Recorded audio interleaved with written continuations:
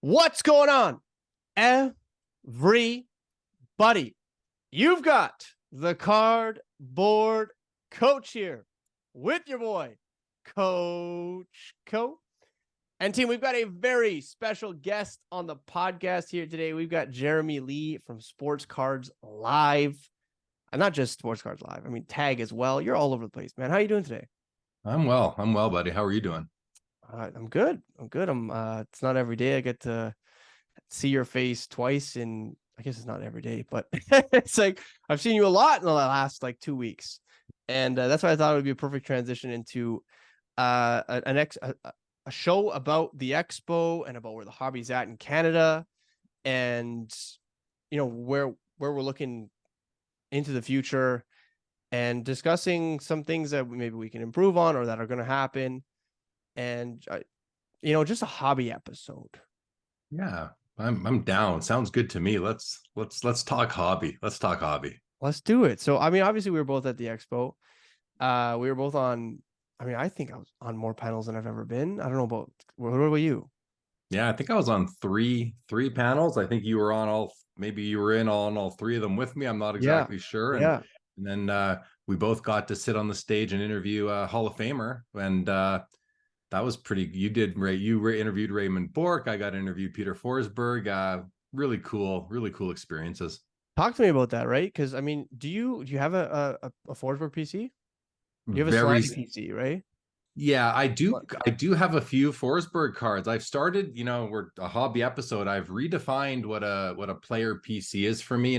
Historically, I've collected Dale Howardchuk, Teemu Selanne, a few others, Shane Doan, Jeremy Roenick, Ron Francis, and I've condensed these collections, Brendan, to where like I don't feel like I need 300 Howardchuk cards and 25 Ron Francis cards and et cetera, et cetera. I'm like, I think I'm good with like 3 cards of many players who aren't like Howardchuk, Selanne are kind of my all-time favorites, but Yeah. for guys like Peter Forsberg and Joe Sakic and Mike Modano, where I want representation of them in my collections, I only need like 3 to 5 cards of them in my collection. I'm going to be very satisfied. So my Forsberg PC, I still consider it a PC. I think it's down to 3 or 4 cards now that don't reside within another set that I collect. I have others, but they're parts of sets. So yeah.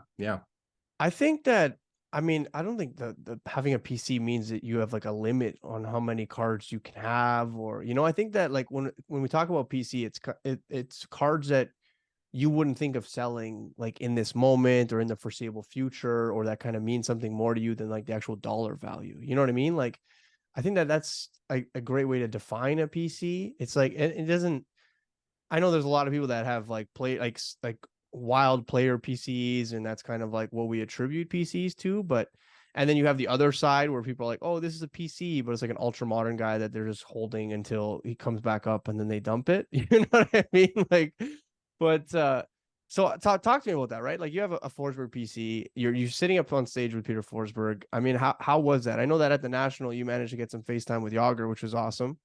Now all of a sudden, 4 months later, you're with Peter Forsberg. I mean, how are you feeling? Well, I mean, like I don't know that I could ask for 2 cooler Hall of Famers to get to interview. The Yager was a very impulsive interview. I saw him walk by, kind of approached him, and he was totally cool, and I got about a 6-minute interview with him.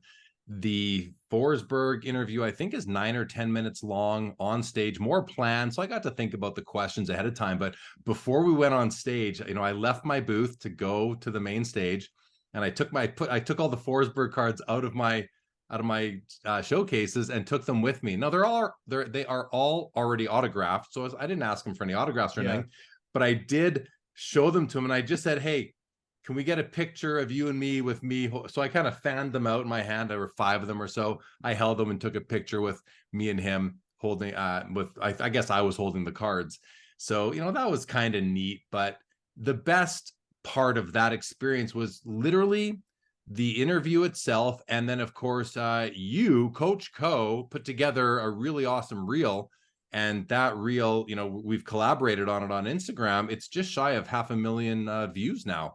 And so to me, that's my souvenir. is the memory and the reel that you made. Those are my souvenirs from that experience. I don't need an autograph from him. Nothing else. That's what I need. And it was super cool. How was your experience with Ray Bork? Yeah, it was kind of on the same level where it's funny. I think it was Teapot yesterday put up a story that said like, when you see an athlete that you care about, like, do you pursue him for autographs? Do you pursue him for pictures? Do you just let him be? Or it's like a poll. And I really thought to myself, because like at one point or another, like I was definitely the person that like I loved autographs. I loved like in-person autographs, and now that like I'm talking to these athletes and like one on one, it just feels very weird to ask them for an autograph. Do you know what I mean? Like I would almost prefer just kind of being in the moment and just like spending time with them and shooting the shit. And, like I was talking to Ray Bork about, I'm like, do you come to Canada often? He's like, oh yeah, I come to like Toronto often in the off season. And I was like, oh, like, what do you do? And he's like, oh, like I'm over in like Muskoka. And he's like asking me about like, oh, like, have you met Wendell, and have you met? And I'm like, this is like, I can't believe I'm having a conversation with Ray Bork about whether I've met like Wendell Clark, and like Yeah.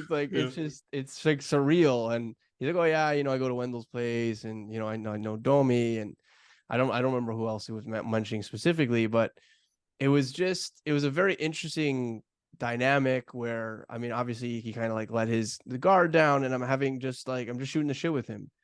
And I think that is, for me, what the autographs were before, right? The autographs before were like, I need like something to cement this moment in time. And I've never sold an autographed jersey, or any piece that I've gotten from like in person, one of those moments with an athlete. But now I have like pictures and videos, and it's less about the actual posting and the clout. It's way more about like I can now refer back, like go back to that and be like, man, that's such a cool experience. And it's funny, growing up, my mom took photos of everything, man, absolutely everything. Like there's just photo albums upon photo albums upon photo albums. I remember being a kid and just hating posing for pictures. I hated it. We had to stop everywhere we went to take photos. And it's like I don't know if I've become that, you know what I mean? But I'm definitely like, it's like a mental photograph, but I mean also a physical photograph. So yeah, I mean that was just it felt like things had kind of come full circle, and I was exactly where I needed to be in that moment. So yeah, man, it was pretty special.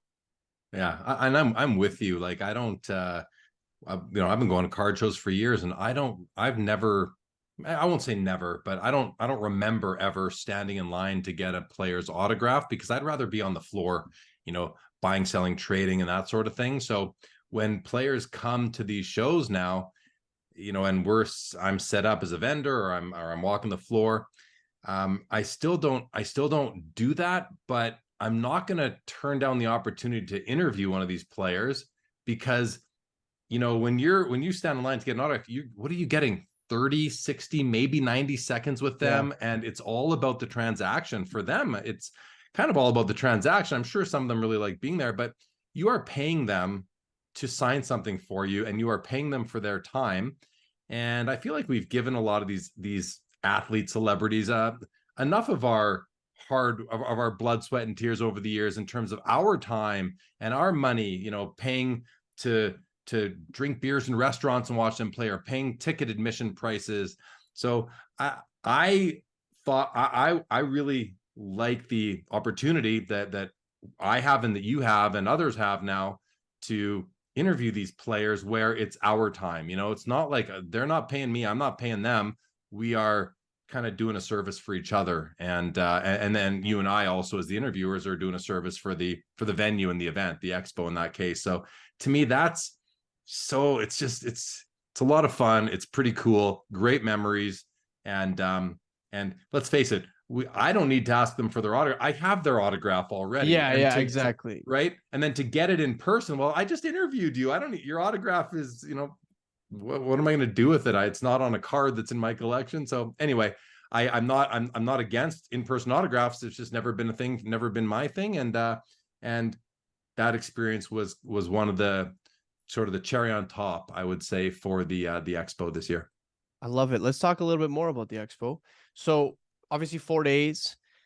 I was speaking to a lot of dealers, and I feel like the general consensus was that Thursday was the best day for sales, followed by Friday, and then things like tapered off Saturday and the Sunday, which is ironic because the attendance kind of went in the opposite direction. You know, it was like Thursday is probably like the least attended day. Friday was like a little bit more. Saturday was the most attended day, and then Sunday was, I think, up there with Saturday, but obviously not as much. That Saturday was the busiest I've ever seen the expo. So I'm curious to hear what you did in terms of like maybe transaction volume or something of that nature, and if you noticed any sort of trends that were different this year versus other years. No, not different this year versus other years. This expo was the same as other years for me. And, just for context, I've set up at expo twice a year since 2005. I've missed one or two due to illness. That's it. But you nailed it. And whoever told you though that pattern, that's exactly. And I ran my numbers. I don't remember the exact percentages, but Thursday, I think I did, like, if I were to add up all of my sales by dollar value, I think Thursday was like 45% of my sales, and Friday was 25%, and Saturday was 15, and Sunday was 6 or something like that. Like, it was a steep decline. But I have a theory for it. First of all, well, it's a very not first the very simple theory is that the serious buyers come out early because they Yeah. want the best selection. Yeah. So if the card show starts on Thursday, the most serious buyers are there on Thursday. If it starts on Friday, the most serious buyers are there on Friday. Wednesday, same thing, doesn't matter. So that has always been my experience. And if you're a vendor and you set up early, like the doors didn't open to the public till what, 4 o'clock Yeah. on Thursday. Yeah. By 3 o'clock Thursday, I had already done half my business for the day with whether it was VIPs or other vendors or people who get in early because they managed to get in early. So yeah, the vendors that told you that is 100% consistent with my experience. Saturday, again, correct, or at least I'm aligned. The busiest I've ever seen the expo. It was an absolute madhouse in there. But we also had Mike Tyson and Carey Price, two very popular appearances, autograph signers in the building. And I think that drives a lot of it. The other thing is that Saturday is the day when families come out, Yeah. right? And so they're there for the experience. It's an activity, maybe get an autograph, maybe get a glimpse of a dealer, maybe buy a toy or something for the kids. So you get a lot of attendance, but you're not getting the attendees who are spending all the money at the booths. Thursday and Friday, bar none. I always say, like, if you're going to the show, don't wait till Sunday thinking you're going to get all the good deals, because by that point, especially in a market like we're in right now, which is a good market for where we are anyway, I mean, sales were brisk. So you don't really need to blow stuff out on Sunday if you had a good Thursday, Friday, a decent Saturday. Plus, all the best stuff's gone. So if you are a serious buyer, you want to be the first. You want to be as early as you can be into a card show. It's funny. I remember you mentioning on a podcast, like, I mean, 6 months ago, maybe, where you're like, you missed out on a card and you regret, like, you're like, I'll circle back like a day later or a few days later. It was like a multi-day show, and you're like, I went back and it was gone. And I ever since that moment, I'm like, I'm not, if I see something I like, I buy it. Yeah. And so, yeah, I think it's interesting. A lot of people think that they're going to get deals on Sunday. I don't think that happens. And if it does, it's like it's like minor. I mean, the stuff is probably already overpriced, and like, it's like marked down to kind of where people are willing to negotiate finally. You know what I mean? It's not like a Black Friday sale on the last day of the expo. No, I think it depends. It obviously depends on the dealer's inventory. If you have the same thing in your showcase that everybody else has, which seems to be my perception of what more shows are like south of the border, where it's all ultra modern football and basketball and soccer. That's where everyone's got the same stuff. So if you want to sell cards on Sunday, all you have to do is discount, right? So whereas if you have unique inventory, if you have really nice vintage that is not easily replaceable, because not all PSA 4s are the same sort of thing. Yeah. You can have I sold a Carlton Fisk rookie at the expo here a couple weeks. Yeah, it was 1972 Carlton Fisk rookie. It was a PSA 9, I believe, and nice grade, right? Yeah. Yeah. But not all nines are the same. So the buyer, and I don't know for sure, I'm kind of now making up a scenario, but the For buyer sure. could have been looking at a Carlton Fisk PSA 9 over there and one over there, and then mine, and decided, you know what, yours is the one I want. It's the nicest. It's priced right. I'm going to take that card. You know, 20 minutes later, 2 hours later, if he didn't buy it, someone else likely would have bought it because people recognize a quality item, even if it's sort of a car, even if it's a vintage card that there's, thousands of copies out there. Yeah. But if you have the copy that is the nicest one for the grade at the price point in the building, it's going to sell, and it could sell over and over again. So yeah, when you see that card that you want to buy, I always say buy it early. Don't think it's going to be there when you do your circle and come back. Yeah. Be prepared that it won't be. Now, if it's a Connor McDavid Young Guns, hey, no rush. Wait till Sunday, Just find right? another one. Yeah. Right. Yeah. It's Exactly. just a matter of the price, right? I think, Exactly. yeah, I think it's interesting. I think that more people, if they're looking to come to the expo and actually do like business, like I think you have to come to Thursday, like without a doubt. And I think that, Friday early as well. I remember on Saturday there was a few times where, I mean, I was pretty slammed on like Thursday, Friday. Saturday had a little bit of a break. I had like maybe an hour and a half, 2 hours. I was like, okay, I can finally buy cards. And I went out on the floor and I was just like stonewalled, like on all ends, just like with like walls of people. And I'm like, there's just no way I can even enjoy this experience of like, and there's like no knocking Saturday or saying like, oh, you can't enjoy yourself. But as someone who like wanted to go in like head first and start buying stuff, it was just very difficult. You couldn't really negotiate with dealers. You couldn't really like, dealers were constantly opening and shutting their cases, and it was just like it was a lot happening. And so, don't really expect to do a lot of business on Saturday. That's kind of my biggest suggestion for anyone looking to attend the next one. Yeah, I mean, I think you're right. That was Saturday was so busy that, what I heard some dealers say, and my area, like my location wasn't subject to this, but I heard from some vendors that they couldn't do any business because right in front of their table was just a herd of people walking by. It was shoulder to shoulder, and so if somebody stopped to look in their showcase, they would hold up the people, like the 15 people behind them they were trying to walk, and that makes them uncomfortable, so that they just keep on walking instead. Now that wasn't the case all 4 days of the show. Obviously, No. that was the case probably from what, 10:30 a.m. till 2:30 p.m. Yeah. on Saturday. Yeah. Outside of that 4 hour kind of block, I would say, it was a bit different. Was it within those hours that you were out hitting Yeah, the yeah, yeah, floor? yeah, yeah, yeah, yeah. Yeah, it was Yeah. like So right after like the upper deck, actually right before the upper deck giveaway, where it was like just a madhouse up there too. oh, I And it know. was, I was like, this is Well, it's absolutely nuts. so my booth is right in front of upper deck, I know, I and know. I I can saw you in the I can photo. look up. So while you're up there, I'm looking up at you, and I see you with your phone doing this, and I'm like standing there doing this, just have my arms up, and there's one picture that you took where it caught me doing just that. And I Yeah. think I shared it to my Instagram, and I zoomed in and I said, there I am right there, circled Yeah. myself. Yeah, yeah. I saw you. I know exactly where your booth is, the same booth every time, right? So I was just like, oh man, he's right there. And his arms were up. Yeah. But let's talk about, I mean, this last expo, after already an all-time high in terms of attendees, the previous one for the spring expo, and generally the spring expo doesn't do as well as the fall expo. We know that. We had all-time high in the spring, and now we have an all-time high in the fall. There's a lot of positives after this expo. Do you want to share some of the positives that you've seen this expo and that maybe surprised you, or that are, yeah, I mean, let's go with Yeah. surprised you. We'll go from there. Yeah, I mean, I just wasn't sure what to expect with all the narrative out there in the hobby. I mean, sometimes I wish I just didn't consume any content, and then I'd just be kind of open-minded and going into things and have no expectations. Um, because, in this case, I was a little nervous going in. I didn't know what to expect. But boy, oh boy, was I like, like just shut down the narrative.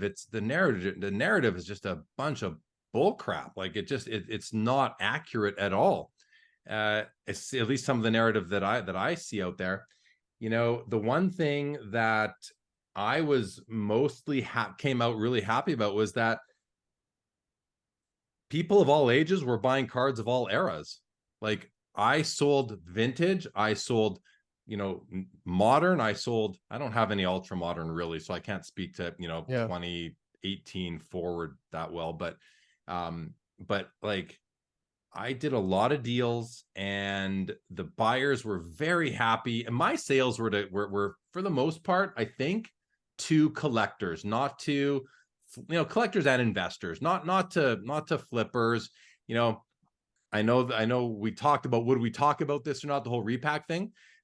There's, for years since I've been setting up at shows, there's been two repackers that come by my booth, whether it's the National or the Expo, that I've always done a deal with. One was Brian Gray when he was with Leaf. And I'm going back to 2012, 13, 14, Yeah. when BG would come by my booth at the National and the Expo, it'd be great because, it'd be a stack of cards. And Yeah. then the guys from Hit Parade, Yeah. Tyler from Hit Parade, especially, right? Yeah. I mean, they come by and they buy a bunch of cards from, and the vendors, it's great. And I mean, listen, I'm not going to get into the what percent of comps they pay. If I'm willing to sell to them at what they're willing to pay and we come to a deal and it's a bulk deal, that's great. So, that Brian Gray wasn't out buying at this show, but they Hit Parade was, and that's just a nice little sale. This was my smallest sale to them ever this time because I didn't have exactly what they were looking for Yeah. in their price range. But nonetheless, people, like, I did a lot of deals.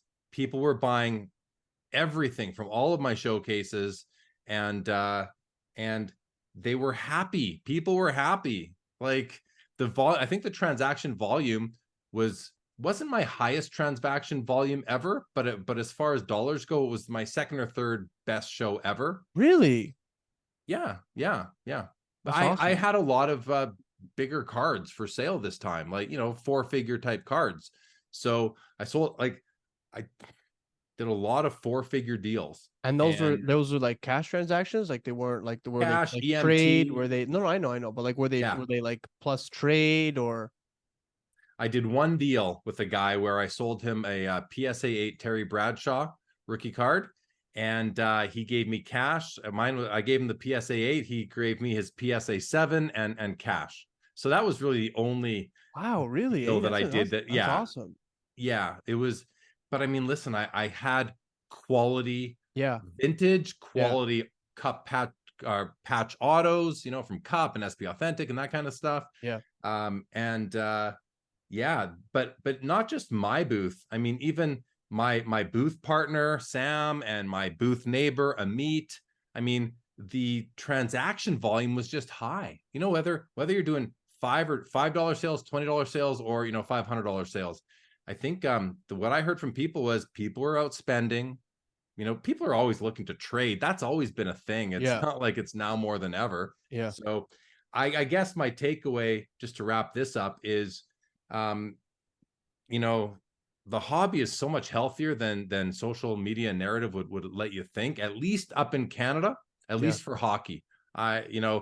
Ultra modern quarterbacks and Wembanyama and Doncic and Chet and all these guys, that's a whole other story. I mean, they do well too, but we're not up here flipping 4 or 5 quarterbacks constantly. We're up here collecting sports cards. Yeah, and I mean we were on the hockey collecting panel, and one of the things about hockey cards that even people from the States say frequently is that like hockey card collectors, they are serious. Like they will go after what they are after. There are groups. I literally chatted with someone the other day that was talking about um bagels. I don't know if you know Bagels and Wax, Vadim. Yeah, yeah, I He was do. talking about being in a group of like Bure collectors. And like, after he had purchased some cards, he had actually got invited into this group. Like that just goes to the extent of like the hockey card collecting community when like, he said that like if someone's bidding on one, like they'll lay off, right? Because they're like, oh, like that one's for you, like that one's like you're trying to buy that one. And I just found that to be so interesting because I Yeah. just don't think that stuff takes place like a lot in that like those outside in the other markets. And like a lot of people want to be part of those football and basketball markets or maybe even soccer markets from the outside because they're like, oh, there's like all these big like high dollar sales, and that's typically the stuff that's most volatile, which means it's also it has the greatest opportunity for week to week growth. But because of that volatility, I think that it's just like really hard for people to have that same attachment to a lot of these cards and players. Yeah, they're not running on nostalgia the way that baseball and hockey collectors are. I firmly believe that the most stable sport to collect is baseball, followed very closely by hockey. And then like basketball and football don't even play. Like they're not like, yeah, basketball does because of Michael Jordan, but that's really like, there's a very small pool of vintage basketball collectors, even smaller of football collectors. They're out there, don't get me wrong, but like if you look at the history of sports cards, baseball is the all-time granddaddy, right? And then hockey is like the grandpa.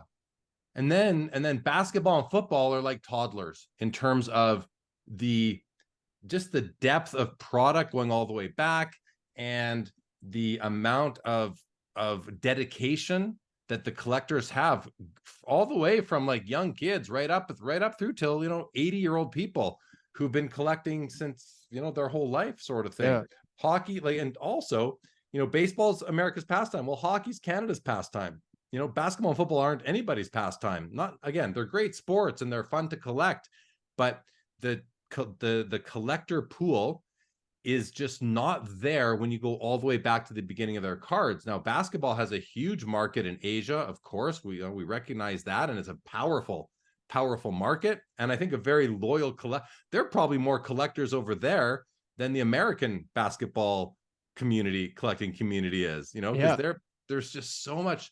Now we have flippers in hockey too, but it's like there's so many flippers in basketball and football. I don't know like how many.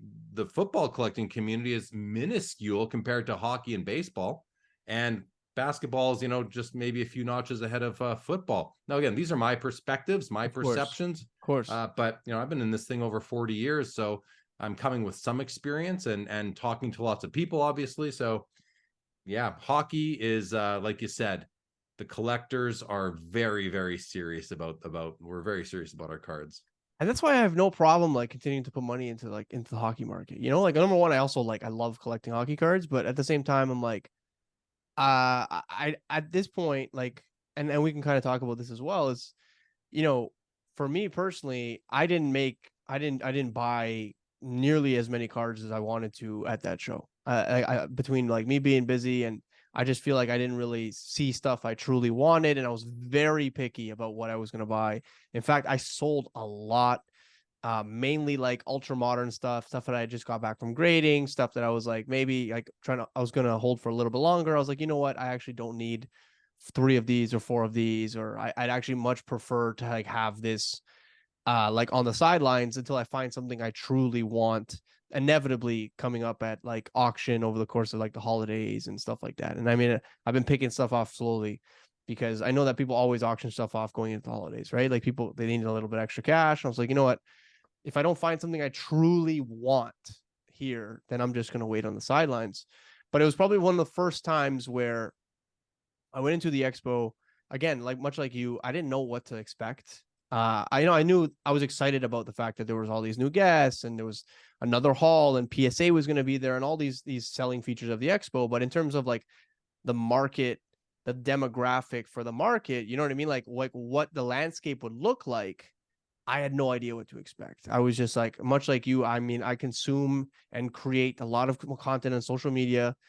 And, the narrative is that like, if you look at the numbers of the charts that, things are in the shits, like even when players are playing well, their cards aren't going up.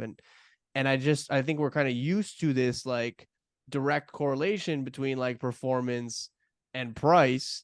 And, there are certain trends that haven't really followed suit where like people are getting a lot smarter in the off season. And so like the off season window is much shorter now, right? Whereas before you had like 2 or 3 months to like buy what you wanted. Now it's like there's a dead time in June, or like sometimes it's even happening during the playoffs, right? Where like during the playoffs, people kind of just checked out unless you're buying players who are still in the playoffs. But if you buy players that are outside of the playoffs, you might get a few deals.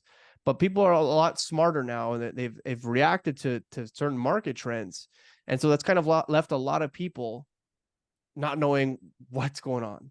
But Yeah. after going to that expo, being a part of it for 4 days, I mean, I have no doubt in my mind that collecting is here to, is here to stay for sure.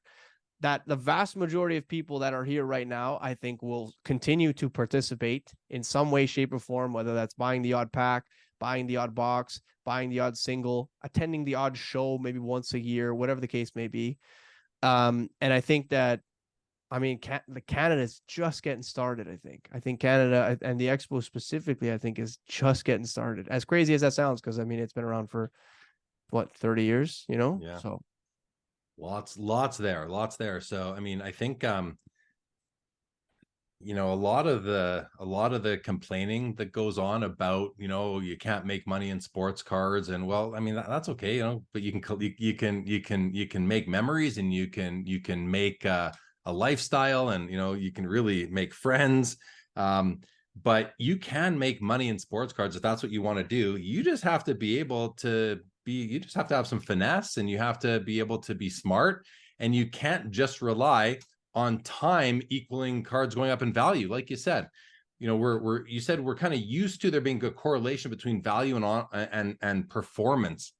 Well, that is the logical thing to think. That's what should happen. But cards do not exist in a vacuum with the sports themselves. They're their own phenomenon, right? And there's a lot of other factors that are in play besides just what happens on the field or the court or the ice. It does help, of course, but there's macroeconomic influences as well as just the general temperature of the hobby and where people are at. And people have been making money in sports cards, buying and selling or flipping forever. Anyone who opened up a card shop in the 90s, myself included, was flipping sports cards and selling wax to make a living. So now it's no harder now than it was pre-pandemic, but a lot of the people that came in and got really fortunate during the pandemic, because the cards that they bought in 2018, 19, and 20 were all of a sudden worth 5 to 10x, and they were spoiled, and yeah, they kind of want that same return, that same treatment. Well, those who had it easy and didn't work very hard for it are already gone, most likely. But the guys with finesse, the guys who are willing to work hard, like, you're not always gonna be able to walk around a card show, buy it one table and sell at another table and make a 50% margin. crazy talk. Like, you may have a few opportunities like that. You catch somebody off guard, but otherwise that's probably not going to happen. But there are other ways to buy collections locally if you want to make money on sports cards. People understand that if you're going to buy a collection of, say, 500 cards, that's going to take a lot of effort to sell. Effort, time, resources, travel costs, show costs, and just your time. And I don't know, how much you work for an hour, but I mean, I'm not going to buy a collection, put in 30 hours and make $15 an hour on it. Like, it's just not worth my time to do it for that. You have to make a bit more to make it worth your time. So there are ways to do that. But you have to be smart about it, and you have to have some luck. I think some luck does come into play sometimes, but that's where being a nice person and having relationships and not being afraid to network and putting your name out there so that collections will find their way to you. So yeah, I'm kind of off on a tangent here. No. That's okay. That's okay. I like the tangents. The tangents. It's true. I mean, you're right. Like, people have been making money in sports cards forever, right? And like, we got used to, in the last, let's say, 3 years, it was like rip ultra modern, grade ultra modern, sell ultra modern as quickly as you can in that order, basically, right? Like, and you just use that money to pull into the next hot guy. You just catch it at the bottom and you sell on the way up, and you just keep that train rolling. But I think that a lot of people are now pensive. They're hesitant to buy when someone's like gradually going up. Like you see less and less of these. It almost takes like several performances in a row now before someone pops off. Whereas before, I mean, all it took is like one guy winning a dunk competition who no one knew about him, and his cards would 15x. You know, Once the guy takes off, you're too late. I agree. You're too late. You gotta have, you have to, I guess, have a bit of a bit of willingness to take risk. And the saying, like, when everyone is fearful, that's when you should buy. When everyone's very excited, that's when you should be selling, right? And that comes into play. Like, you also made the point that a lot of people sell leading into the holidays because maybe they need holiday money. Well, what that does too is we also know that it's a slower time. Like the hobby is cyclical on an annual cycle. Yep. And December, January might not be the best times to sell. Well, I have a counter theory to that, which is that is a bit of advice that's been going around for a while now. So people aren't selling as much, which means that the supply is likely down. So if you are the one who is going to kind of take the risk and say, oh, I'm actually going to sell now, you might have more of the market available to you. Now, I wasn't sure about this. I'm still not 100%, but from some very recent personal experience, because I did a consignment submission to Slab Sharks at the expo. Yep. They were there taking consignments, and I gave them quite a few hockey cards to sell for me, and they just sold on Thursday. I was nervous, just like going into the expo, Brendan. I was nervous about what they were going to do at the end of November on eBay. Yeah. Well, let me tell you, I was very pleased with the results.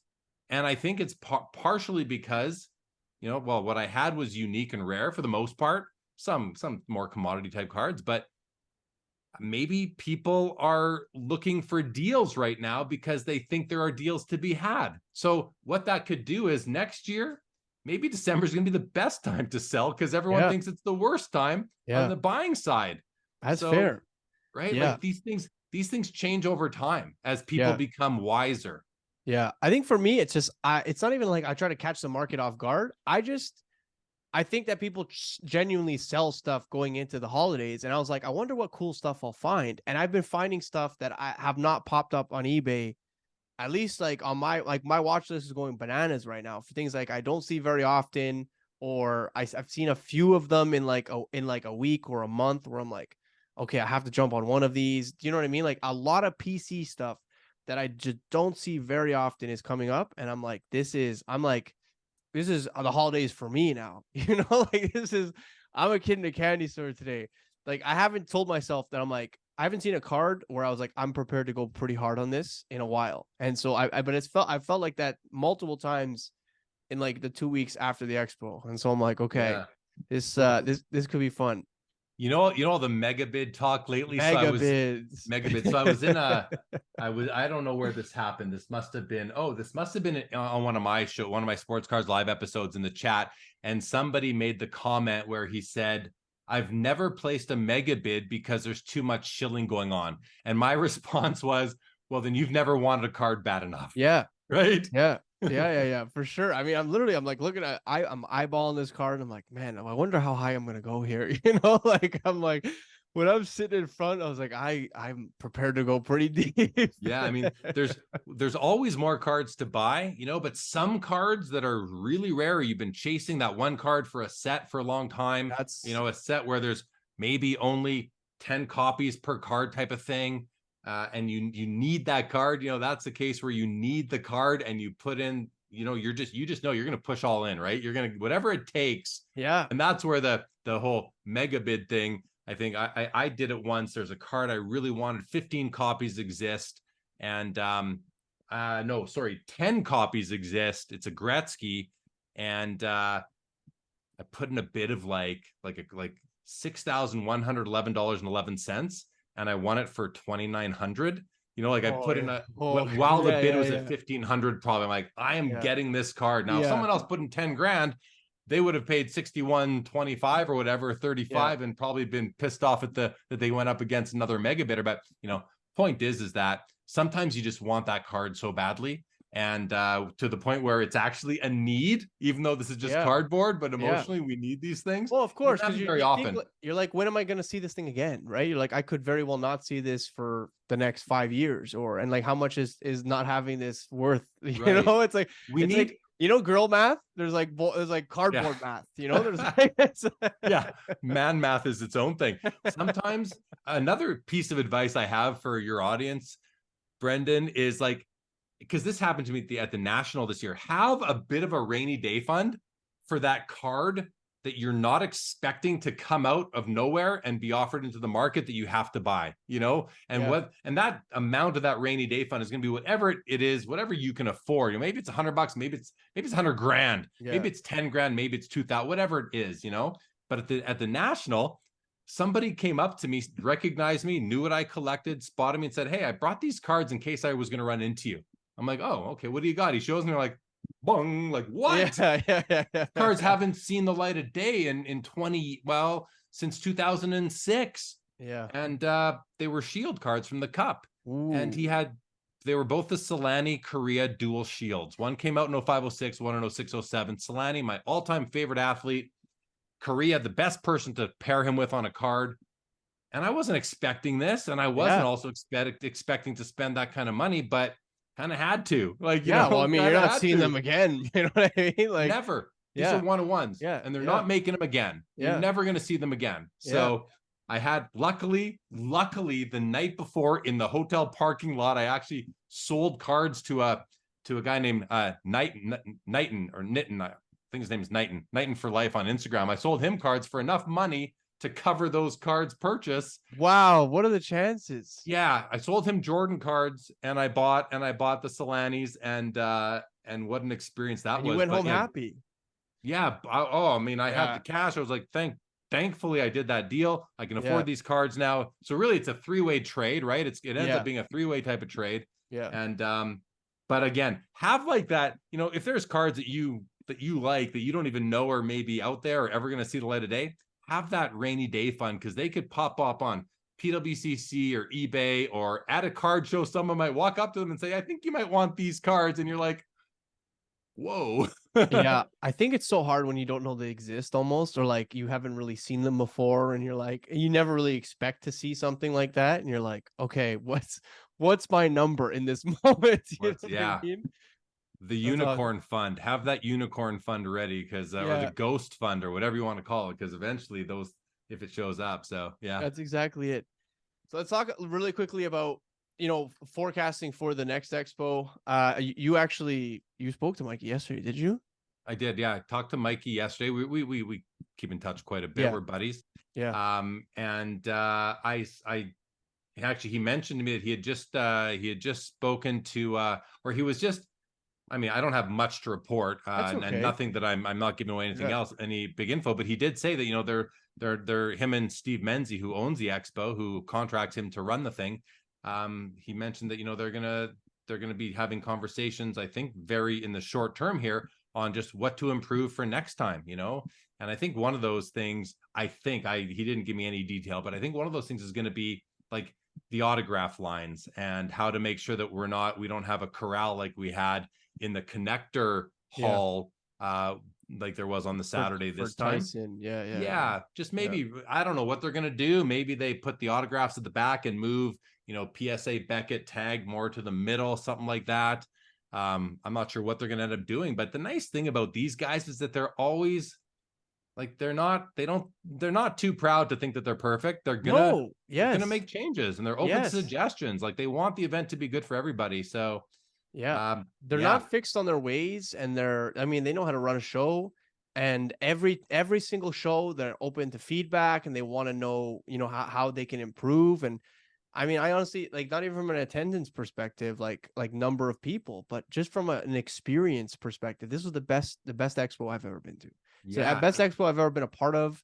Everything kind of was smooth, except for, like I said, that transition, the middle hall on Saturday was a mess. But if you left and you went around, like if you left the building and then you came back through, I think it's hall 4, then you were fine. But if you tried Yeah. to walk through that connector, it was impossible.